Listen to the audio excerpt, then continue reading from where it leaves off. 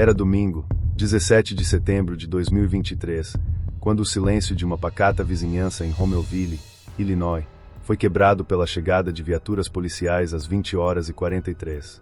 O motivo: uma verificação de bem-estar solicitada pela mãe de Zoraida Bartolome, de 32 anos, que não conseguia contato com a filha durante todo o dia, um comportamento altamente incomum para uma mulher que sempre respondia prontamente às mensagens sobre seus filhos.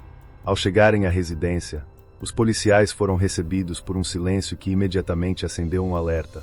Em uma casa que abrigava 3 cachorros, a ausência de latidos ou qualquer movimento era desconcertante. A propriedade, para onde a família havia se mudado apenas alguns meses antes, estava completamente às escuras.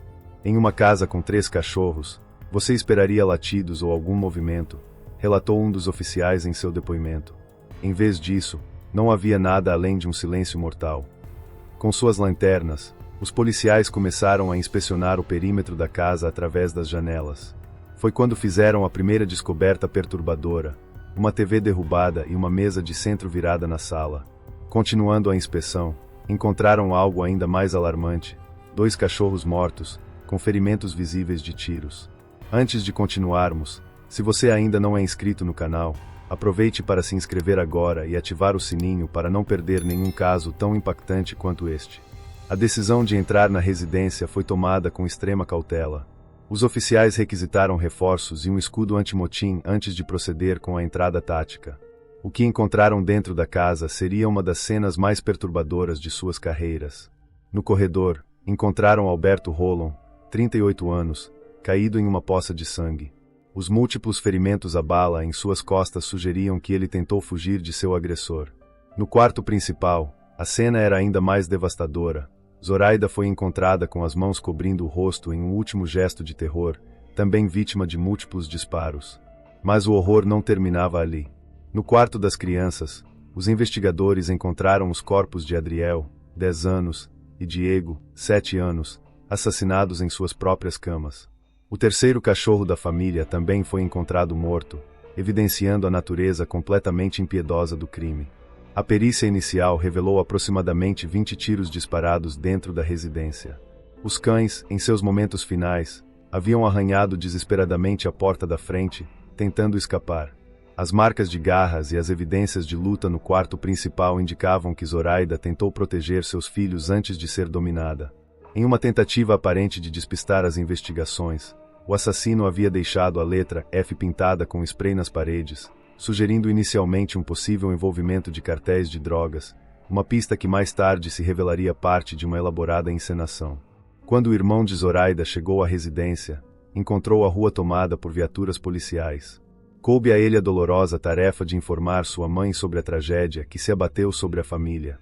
A notícia rapidamente se espalhou pela comunidade de Romeoville, um subúrbio de cerca de 40 mil habitantes no sudoeste de Chicago, onde crimes dessa magnitude eram praticamente inexistentes. "Isso é devastador para mim", declarou uma vizinha entre lágrimas. "Apenas uma jovem família tentando fazer o melhor. É horrível, é trágico, é injusto." Os investigadores estimaram que os assassinatos ocorreram entre 21 horas de sábado e 5 horas da manhã de domingo. O que inicialmente parecia ser um ataque relacionado ao crime organizado logo se revelaria como algo muito mais complexo e perturbador, uma história de traição, manipulação e vingança que mudaria para sempre o tecido social desta comunidade suburbana. O que tornava o massacre de Romeoville ainda mais incompreensível era a natureza comum e trabalhadora da família Bartolome Rollon. Longe de qualquer envolvimento com atividades criminosas ou disputas perigosas, Alberto e Zoraida representavam o arquétipo do sonho americano, um casal dedicado construindo uma vida melhor para seus 2 filhos. Alberto Rollon, 38 anos, mantinha um emprego estável em uma distribuidora de álcool local. Conhecido por sua pontualidade e comprometimento, sua ausência no turno das 6 horas da manhã naquele fatídico domingo foi o primeiro sinal de que algo estava errado. Alberto nunca faltava ao trabalho sem avisar, relatou um de seus supervisores. Ele era o tipo de funcionário com quem você sempre podia contar. Zoraida Bartolome, 32 anos, trabalhava no controle de qualidade de uma fábrica da região. Na Avant Engineering, onde atuava como inspetora de peças usinadas, era reconhecida por sua competência e dedicação. Seus colegas a descreviam como uma profissional focada e uma mãe devotada que frequentemente falava sobre seus filhos. Apenas alguns meses antes da tragédia, a família havia se mudado para sua nova casa em Rommelville, um subúrbio tranquilo a sudoeste de Chicago.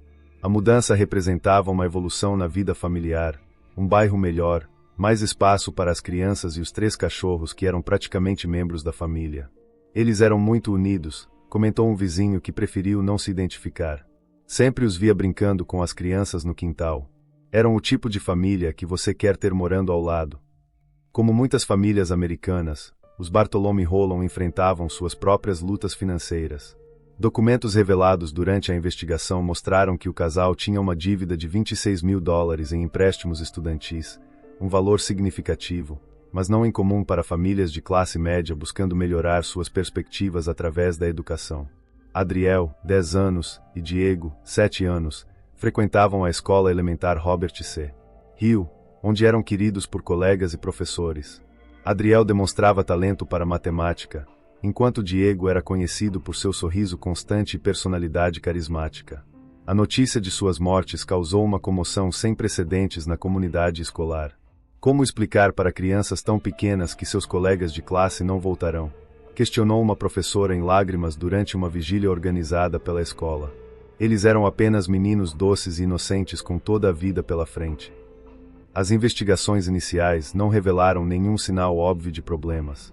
As contas estavam em dia, não havia registros de ameaças anteriores, e a família não possuía armas de fogo, um detalhe que sugeria que eles não previam qualquer perigo iminente.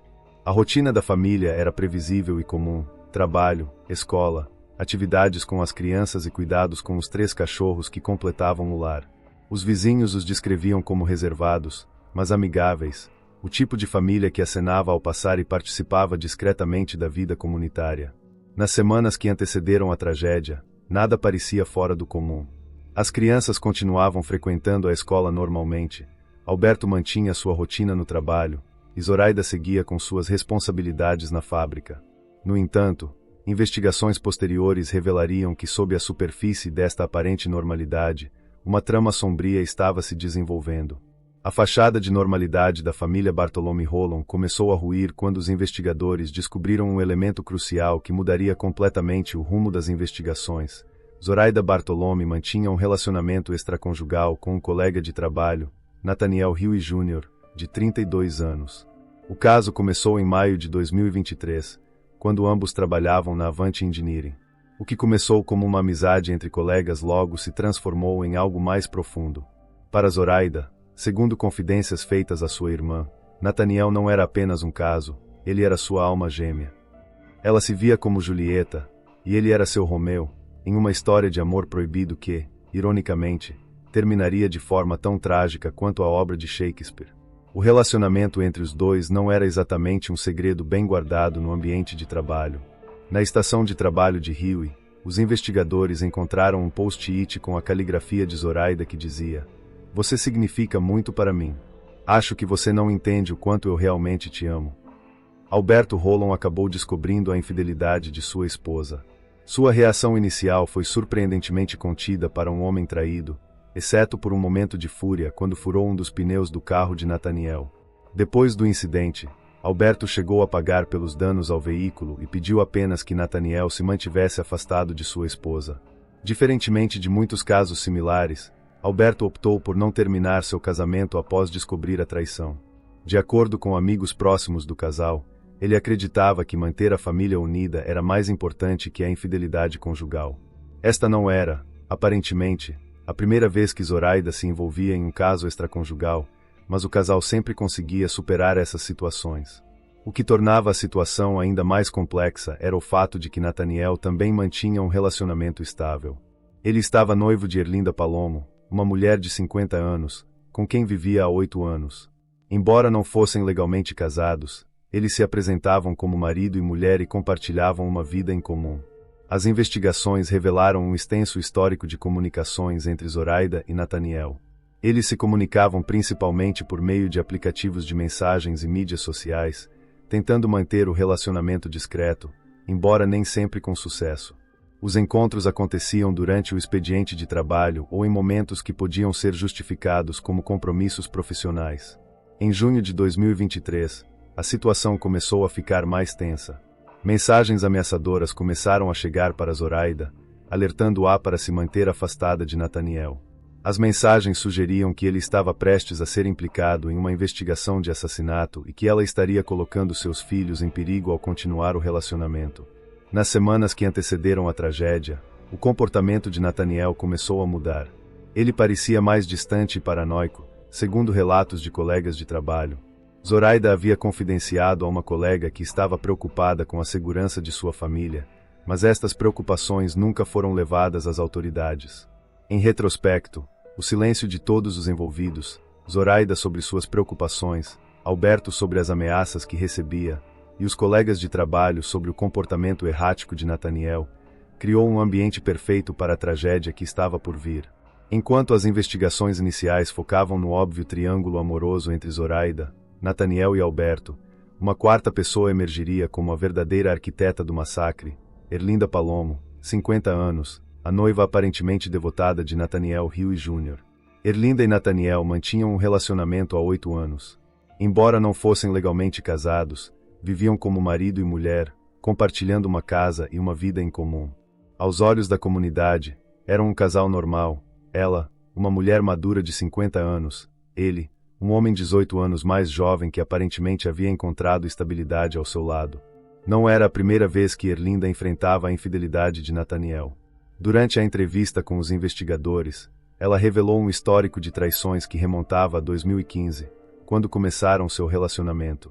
Em 2017, quando meu filho nasceu, ele prometeu que não teria mais casos, que não me trairia mais, relatou ela, com uma mistura de amargura e resignação. O que diferenciaria esta traição das anteriores seria a resposta meticulosamente planejada de Erlinda.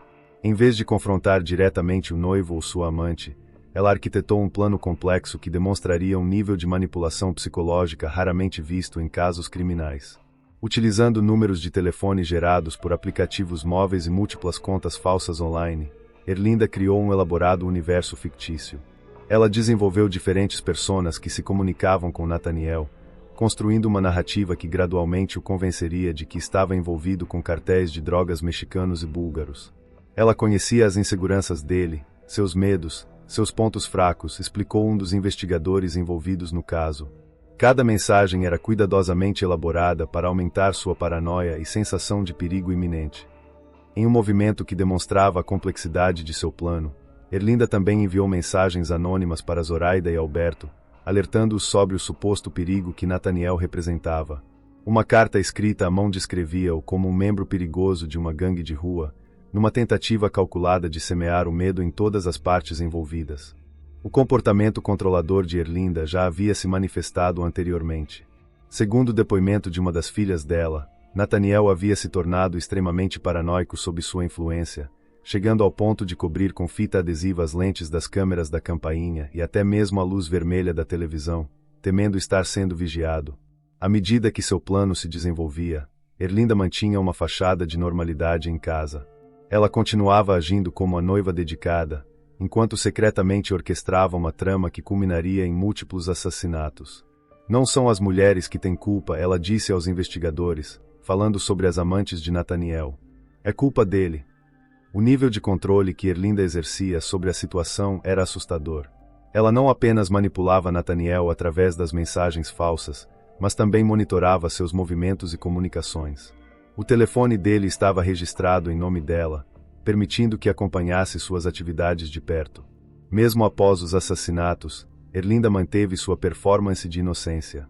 Quando questionada pela polícia, inicialmente se apresentou como uma vítima das circunstâncias, uma mulher preocupada com o comportamento errático de seu noivo. No entanto, as evidências que surgiriam posteriormente pintariam um quadro muito diferente, o de uma manipuladora que, movida pelo ciúme e pela vingança, orquestrou um dos crimes mais chocantes da história recente de Illinois. A complexa teia de mentiras tecida por Erlinda Palomo atingiu seu ápice em 13 de setembro de 2023, quando uma das personas fictícias que ela havia criado enviou uma mensagem crucial para Nathaniel Rio Jr. O texto, elaborado para parecer que vinha de um membro importante do cartel, identificava Zoraida Bartolome como uma informante infiltrada, uma toupeira que ameaçava expor toda a organização criminosa. Durante os 2 anos anteriores, Erlinda havia meticulosamente construído um mundo fictício onde Nathaniel acreditava estar profundamente envolvido com uma poderosa organização criminosa que mesclava cartéis mexicanos e búlgaros. Através de múltiplas contas falsas e números de telefone gerados por aplicativos, ela alimentava diariamente seus medos e paranoias, controlando cada aspecto de sua percepção da realidade. As mensagens eram cuidadosamente calculadas para aumentar gradualmente a sensação de perigo. No início, eram apenas avisos sobre estar sendo observado. Com o tempo, evoluíram para instruções específicas sobre como deveria se comportar, inclusive ditando seus relacionamentos pessoais. Os supostos líderes do cartel demonstravam um interesse em comum em sua vida privada, chegando ao ponto de ordenar que fosse mais atencioso com Erlinda. A paranoia de Nathaniel atingiu níveis alarmantes. Ele começou a suspeitar de câmeras escondidas por toda parte, cobria qualquer luz indicadora em aparelhos eletrônicos com fita adesiva e evitava conversas em ambientes que considerava não seguros. Sua filha mais tarde testemunharia que ele não era mais o mesmo, isolando-se cada vez mais, até mesmo de Erlinda. Quando a mensagem sobre Zoraida chegou, Nathaniel já estava completamente imerso na realidade alternativa criada por sua noiva. A acusação de que sua amante era uma informante do governo infiltrada no cartel caiu como a última peça de um quebra-cabeça diabólico. De acordo com a narrativa fabricada, Zoraida havia se aproximado dele estrategicamente para coletar informações sobre a organização criminosa. As instruções que se seguiram eram precisas e letais. Nathaniel foi orientado a eliminar não apenas Zoraida, mas toda sua família, para evitar qualquer possibilidade de retaliação ou investigação. O suposto cartel até mesmo apresentou um assassino fictício chamado Turtle, que auxiliaria no planejamento do crime. Durante 3 dias, Nathaniel recebeu instruções detalhadas sobre como proceder. Os mentores imaginários forneceram informações sobre como identificar câmeras de segurança na vizinhança, estudar as rotinas da família e planejar rotas de fuga. Cada detalhe foi meticulosamente planejado para parecer uma operação profissional do crime organizado. O plano incluía elementos para despistar as investigações, pintar grafites nas paredes, simular um assalto que teria dado errado e fazer parecer obra de adolescentes drogados.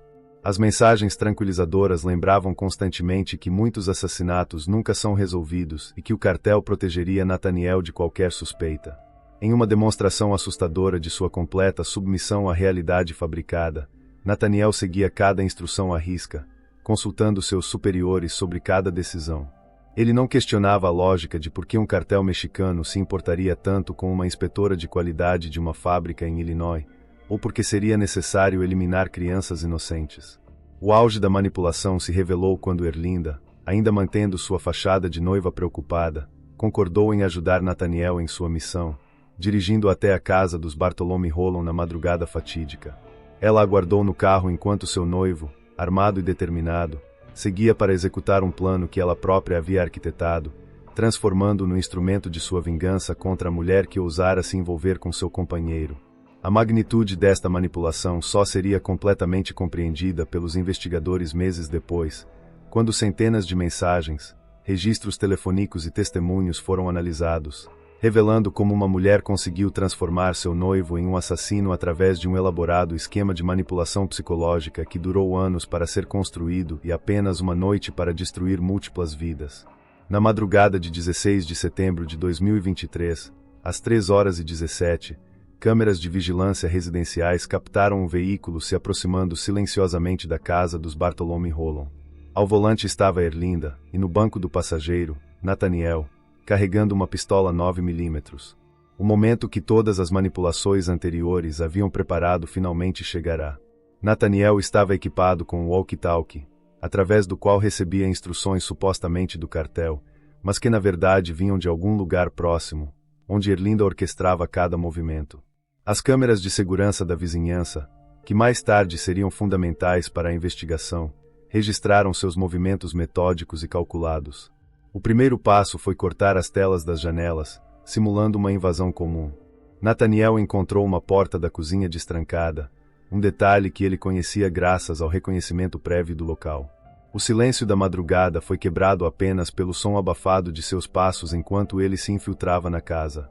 Alberto Rollon, provavelmente acordado para se preparar para seu turno matinal das 6 horas, foi o primeiro a perceber a invasão. O encontro resultou em uma perseguição mortal pelo corredor, com Alberto tentando desesperadamente alcançar o quarto onde sua família dormia. Os tiros que o atingiram pelas costas evidenciavam sua tentativa frustrada de fuga.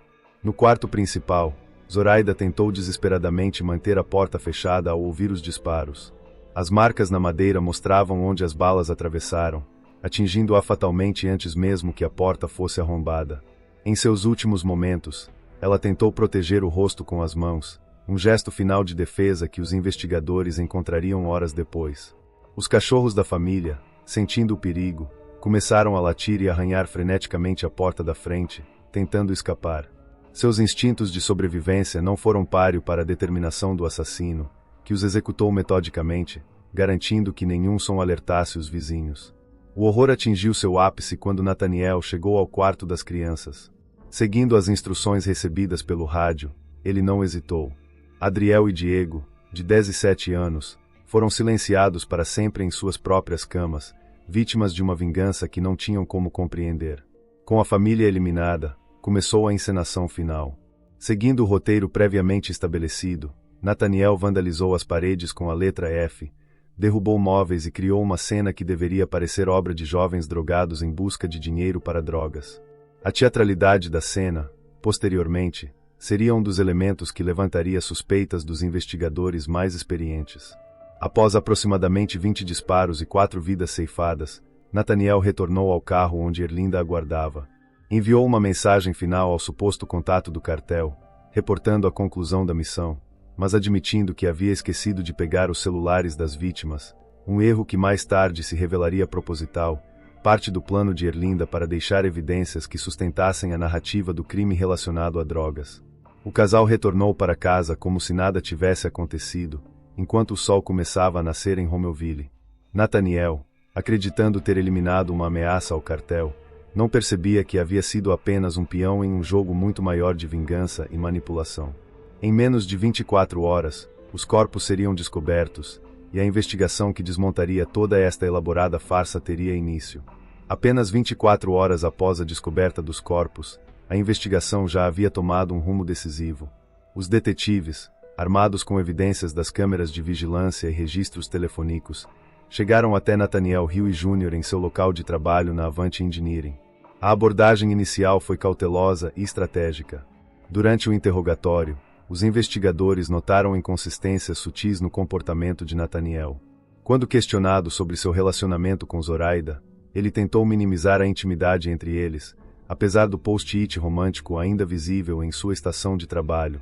A equipe de investigação também entrevistou Erlinda separadamente, percebendo discrepâncias significativas entre os depoimentos do casal. Ele estava em casa, não saiu, insistia Erlinda, enquanto as câmeras de segurança contavam uma história diferente. As imagens mostravam claramente o veículo do casal fazendo o trajeto até Romeoville na madrugada do crime.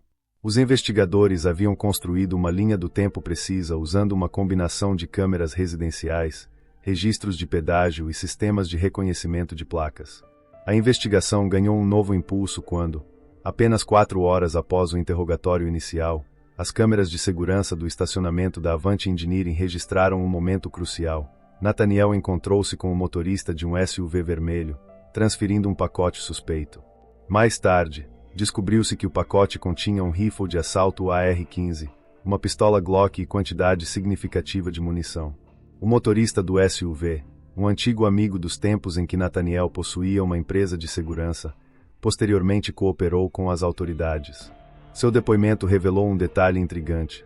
O pedido para guardar as armas não veio de Nathaniel, mas de Erlinda, que havia feito o contato inicial demonstrando urgência e aparente nervosismo. O arsenal completo só seria recuperado semanas depois, em 6 de outubro, quando familiares de Erlinda encontraram uma bolsa suspeita no porta-malas de seu carro. O inventário era impressionante. Além de mais de 100 cartuchos de munição para diferentes calibres, havia carregadores para AR-15 Glock, luvas, uma faca e outros equipamentos táticos, um verdadeiro kit de assassino profissional. Mas foi a análise minuciosa dos registros telefônicos que começou a revelar a verdadeira extensão da manipulação.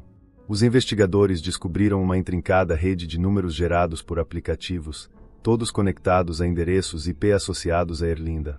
As mensagens recuperadas traçavam um padrão claro de manipulação psicológica, construído ao longo de anos. Os detetives também recuperaram registros de compras que mostravam a aquisição de equipamentos de comunicação, incluindo os walkie-talkies usados na noite do crime. A preparação meticulosa de Erlinda ficava cada vez mais evidente à medida que cada nova peça de evidência era descoberta. Particularmente reveladora foi a análise do computador pessoal de Erlinda, que continha um histórico detalhado de pesquisas sobre cartéis mexicanos e búlgaros, técnicas de manipulação psicológica, e até mesmo tutoriais sobre como criar identidades falsas online. Ela havia estudado cuidadosamente como construir uma narrativa convincente que pudesse controlar a mente cada vez mais paranoica de Nathaniel. A investigação também revelou que Erlinda havia enviado cartas anônimas e e-mails para a família Bartolome Rollon nos meses anteriores ao crime, alertando-os sobre o suposto perigo que Nathaniel representava. Este detalhe demonstrava não apenas sua capacidade de manipulação, mas também sua determinação em criar uma narrativa complexa que pudesse posteriormente desviar suspeitas do verdadeiro plano. À medida que as evidências se acumulavam, tornava-se claro para os investigadores que estavam diante de algo muito mais sinistro que um crime passional comum. Haviam descoberto um caso sem precedentes de manipulação psicológica, onde uma mulher movida pelo ciúme havia transformado seu próprio noivo em uma arma, orquestrando um massacre através de uma elaborada ilusão de perigo e paranoia.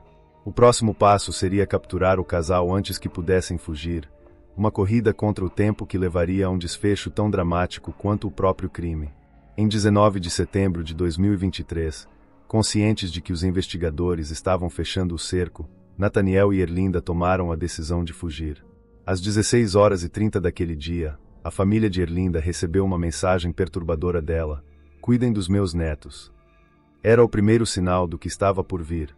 Preocupados, os familiares tentaram rastrear Erlinda através de um aplicativo de localização familiar. Por algumas horas, conseguiram acompanhar seus movimentos, até que o telefone e o aplicativo foram desligados. A família, temendo pelo pior, registrou um boletim de pessoa desaparecida, acreditando inicialmente que Erlinda havia sido sequestrada por Nathaniel. A ironia desta suposição não escapou aos investigadores. A família de Erlinda a via como uma vítima, uma mãe de 5 filhos e avó de 5 netos, supostamente mantida refém por um homem violento. A realidade, como já sabemos, era muito mais complexa. No dia seguinte, 20 de setembro, câmeras de segurança capturaram o casal em um momento surpreendentemente mundano, fazendo compras em um Walmart em Tulsa, Oklahoma. As imagens mostravam algo revelador. Longe de parecer uma refém, Erlinda caminhava casualmente pelos corredores da loja, sorrindo e conversando com funcionários enquanto escolhia produtos na seção de cosméticos. A normalidade da cena era perturbadora. Um casal fazendo compras rotineiras, como se não tivessem participado de um massacre brutal apenas 3 dias antes. Erlinda, em particular, exibia um comportamento notavelmente descontraído, chegando a fazer piadas com uma funcionária quando o alarme do detector de segurança disparou na saída. A tranquilidade duraria pouco. A polícia de Tulsa, alertada por um sistema de reconhecimento de placas, já aguardava no estacionamento. Quando os oficiais tentaram abordar o veículo, Nathaniel acelerou, dando início a uma perseguição em alta velocidade pela rodovia interestadual de Oklahoma. A fuga desesperada terminou de forma catastrófica quando o GMC de Nathaniel colidiu violentamente com uma barreira de concreto. O impacto foi apenas o começo do horror que se seguiria. Com o veículo em chamas, Nathaniel tomou sua decisão final. Em um ato de desespero absoluto, sacou uma arma e atirou em Erlinda, atingindo-a na cabeça. Em seguida, virou a arma contra si mesmo. O primeiro tiro, posicionado sob o queixo, não foi fatal. Com determinação mórbida, disparou novamente, desta vez conseguindo seu objetivo. A cena que os policiais de Oklahoma encontraram era dantesca, um veículo em chamas contendo os corpos do casal. Erlinda, ainda com vida, foi rapidamente removida do veículo em chamas e transportada para um hospital local. No entanto, seus ferimentos eram graves demais. Ela sucumbiu no dia seguinte, levando consigo muitos dos segredos sobre sua elaborada trama de manipulação e vingança. O desfecho dramático em Oklahoma encerrou a parte ativa da investigação, mas deixou os investigadores com a tarefa de compreender completamente a extensão da manipulação de Erlinda. O caso se transformaria em um dos mais complexos estudos de manipulação psicológica já documentados, demonstrando como o ciúme e a obsessão podem transformar pessoas aparentemente comuns em arquitetos de tragédias inimagináveis. A ironia final do caso residia no fato de que Erlinda, que havia orquestrado toda a trama para se vingar de uma traição, acabou morrendo pelas mãos do mesmo homem que havia transformado em assassino. Seu plano de vingança havia funcionado perfeitamente, até o momento em que ela própria se tornou sua última vítima. Após o dramático desfecho em Oklahoma, investigadores continuaram vasculhando o passado do casal, descobrindo elementos cruciais que ajudaram a explicar como uma história de infidelidade comum se transformou em uma tragédia de proporções inimagináveis. Um dos elementos mais significativos emergiu do depoimento do amigo que havia recebido as armas no SUV vermelho. Segundo ele, Nathaniel havia enfrentado um declínio significativo em sua vida profissional nos últimos anos. Sua empresa de segurança, Black Bear Security, havia perdido contratos importantes, coincidindo com mudanças preocupantes em seu comportamento. O mesmo amigo revelou que Nathaniel havia desenvolvido um vício em cocaína, que contribuía para sua crescente paranoia. Este detalhe crucial ajudou os investigadores a entender por que ele se tornou uma presa tão fácil para as manipulações de Erlinda. A combinação de instabilidade financeira, uso de drogas e tendências paranoicas criou o terreno perfeito para que as histórias sobre cartéis parecessem plausíveis. A investigação do arsenal encontrado no porta-malas do carro de Erlinda em 6 de outubro revelou outro aspecto perturbador do caso. A bolsa contendo mais de 100 cartuchos de munição, múltiplos carregadores, luvas e outros equipamentos táticos sugeriam um nível de preparação que ia além do massacre da família Bartholomew Rollon. Investigadores especulam se Erlinda tinha planos adicionais que nunca chegaram a se concretizar. Particularmente intrigante foi a descoberta de que Nathaniel, apesar de seu passado na indústria de segurança, estava legalmente proibido de possuir armas de fogo devido a uma ordem judicial anterior. Este detalhe levantou questões sobre como ele conseguiu acesso ao arsenal usado no crime, embora as evidências apontassem para Erlinda como a provável facilitadora. As mensagens de aviso enviadas por Erlinda à família Bartholomew Rollon ganharam novo significado à luz das revelações posteriores. O que inicialmente parecia ser um ato de consciência ou hesitação foi reinterpretado como parte de sua elaborada construção de álibi, criando uma narrativa que poderia desviar suspeitas dela caso o plano desse errado. Nas horas que antecederam sua fuga, Nathaniel fez uma confissão parcial à sua mãe, revelando que havia cometido os assassinatos porque pessoas estavam atrás dele. Quando questionado sobre por que havia matado as crianças, sua resposta foi perturbadora. Ele acreditava que elas estariam melhor mortas do que vivas sem os pais, uma lógica distorcida que demonstrava o quanto sua percepção da realidade havia sido alterada pela manipulação de Erlinda. A análise do comportamento do casal no Walmart de Tulsa, horas antes de suas mortes, forneceu aos investigadores um vislumbre final da dinâmica entre eles. Erlinda, sorridente e aparentemente despreocupada, mantinha sua fachada de normalidade até o fim. Nathaniel, por outro lado, mostrava sinais visíveis de nervosismo e paranoia, constantemente olhando por cima do ombro. Uma descoberta particularmente perturbadora foi feita na residência do casal após suas mortes. Erlinda mantinha um diário detalhado em seu computador, documentando partes de seu plano e suas reações às traições de Nathaniel. As entradas revelavam uma mistura tóxica de amor obsessivo, ciúme patológico e um desejo calculado de vingança que havia se desenvolvido ao longo de anos. O exame das redes sociais e comunicações do casal também revelou um padrão de comportamento controlador por parte de Erlinda que precedia em muito caso com Zoraida. Ela monitorava sistematicamente as interações de Nathaniel, criava contas falsas para testá-lo e gradualmente isolava-o de amigos e familiares, um processo de manipulação que se estendeu por anos antes de culminar no massacre. À medida que as investigações do caso Romeoville se aprofundavam após o dramático desfecho em Oklahoma, cada nova descoberta acrescentava camadas de complexidade a uma história já perturbadora. As revelações posteriores não apenas ajudaram a compreender a tragédia, mas também levantaram questões que persistem até hoje. O passado de Nathaniel começou a se desenrolar através dos depoimentos de pessoas próximas. Seu amigo do SUV vermelho revelou que a vida do ex-segurança havia entrado em espiral descendente anos antes do massacre. A Black Bear Security, empresa que ele havia fundado, perdeu contratos importantes, mergulhando em dificuldades financeiras. Paralelamente, desenvolveu um vício em cocaína que alimentava sua crescente paranoia, um coquetel perfeito para as manipulações que viriam. O arsenal descoberto no porta-malas do carro de Erlinda em 6 de outubro pintou um quadro ainda mais sombrio. A bolsa contendo mais de 100 cartuchos de munição, múltiplos carregadores, luvas e equipamentos táticos sugeria que o massacre poderia não ter sido o fim do plano. Havia mais vítimas em mente? Era uma preparação para possível fuga? Estas perguntas permanecem sem resposta. Particularmente intrigante foi a descoberta de que Nathaniel estava proibido por ordem judicial de possuir armas de fogo. Como, então, conseguiu acesso a tal arsenal?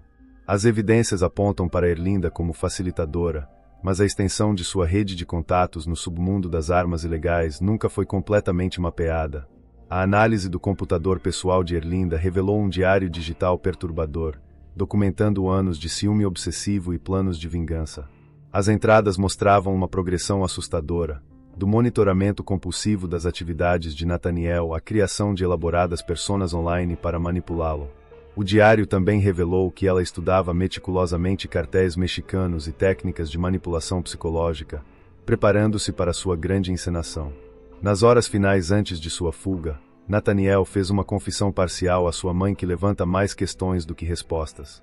Disse que matou a família porque pessoas estavam atrás dele, e quando questionado sobre as crianças, respondeu que estariam melhor mortas do que vivas sem os pais, uma lógica distorcida que sugere que ele ainda acreditava plenamente na narrativa do cartel.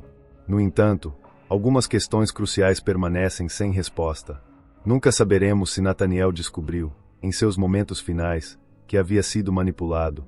Seu ato de atirar em Erlinda antes de se suicidar sugere uma possível revelação, mas sua última confissão à mãe indica que ele pode ter morrido ainda preso à realidade fabricada por ela. O comportamento de Erlinda também deixa perguntas intrigantes. Por que ela enviou avisos à família Bartolome Rollon sobre o suposto perigo que Nathaniel representava? Era parte de seu álibi, um momento de hesitação moral, ou apenas mais uma camada em seu jogo de manipulação? A resposta morreu com ela em Oklahoma. A facilidade com que Nathaniel aceitou a história do cartel permanece desconcertante. Mesmo considerando seu uso de drogas e paranoia, a narrativa parecia extraordinariamente implausível. Teria ele realmente acreditado, ou estava usando a manipulação de Erlinda como justificativa para seus próprios impulsos violentos? Talvez a questão mais perturbadora seja por que ninguém interveio. Os sinais estavam lá, o comportamento errático de Nathaniel, o controle obsessivo de Erlinda, as ameaças veladas. Como em tantas outras tragédias, os alertas só se tornaram óbvios em retrospecto. O que você acha que levou Nathaniel a acreditar tão facilmente na história do cartel? Teria ele realmente sido completamente manipulado, ou parte dele sabia a verdade? E quanto a Erlinda, seu plano elaborado foi apenas vingança, ou havia algo mais profundo em sua psique que a levou a orquestrar uma tragédia tão complexa? Se você ficou impactado por esta história, não deixe de se inscrever no canal e ativar o sininho para receber notificações de novos casos. Compartilhe suas teorias e reflexões nos comentários abaixo. Sua perspectiva pode trazer novos insights sobre este caso perturbador. Lembre-se também de compartilhar este vídeo com pessoas que possam se interessar por true crime e análises profundas de casos reais. Cada história que contamos serve não apenas para informar, mas também para nos alertar sobre os sinais de comportamentos manipuladores e potencialmente perigosos que às vezes ignoramos. Nos vemos no próximo caso.